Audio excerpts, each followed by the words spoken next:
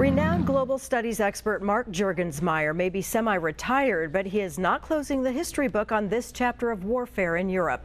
Juergensmeyer calls it remarkable that the whole world outside of Russia, China, and to some extent India, all uniting in defense of Ukraine. He points to the brute strength of Russian troops and their organizational weakness as their leader fights to rebuild the empire of the USSR and become the next Stalin. Juergensmeyer, who knows the region well, says Putin is insulated and dangerous, sealed off from any advice, even from inner circles.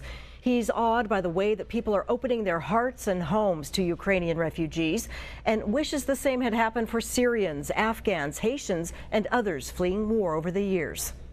Refugees are refugees. War is war.